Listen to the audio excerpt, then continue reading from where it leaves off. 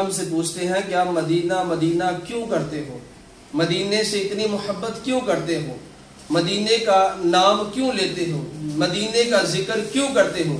تو کسی نے بڑا پیارا جواب دیا، کہا میں مدینے کی جانب کیسے نہ کھینچوں، میرا دین اور دنیا مدینے میں ہے، میرے آقا کا روزہ مدینے میں ہے، جن کے صدقے قرآن ملا وہ مدینے میں ہے، جن کے صدقے ایمان ملا وہ مدینے میں ہے، جن کے ہم امتی ہیں وہ مدینے میں ہے۔ بلکہ مدینے آنے والوں کے لیے میرے آقا علیہ السلام نے فرمایا من زار قبری وجبت لہ شفاعتی، کہ جس بندے نے میرے قبر کی زیارت کر لی اس بندے کی شفاعت مجھ پر یہ لازم ہو گئی، واجب ہو گئی۔ اور بلکہ یوں کہیں گے کہ میری الفت مدینے سے یوں ہی نہیں، میرے آقا کا روزہ مدینے میں ہے، جنہوں نے ہماری شفاعت کرنی ہے ان کا روزہ مدینے میں ہے،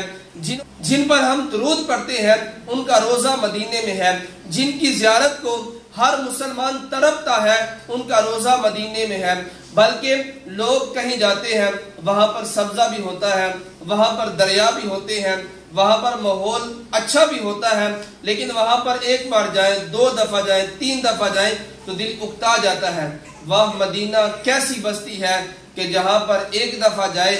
دل کو مزہ آ جاتا ہے اور دل دوبارہ کرتا ہے کہ یہاں پر آیا جائے۔ جہاں پر بار بار جانے کو دل کرتا ہے اس زمین کا نام مدینہ ہے۔ اور میں مدینے کی جانب کیوں نہ کھینچوں، میرے آقا کا روزہ مدینے میں ہے، میری الفت مدینے سے یوں ہی نہیں، میرے آقا کا روزہ مدینے میں ہے۔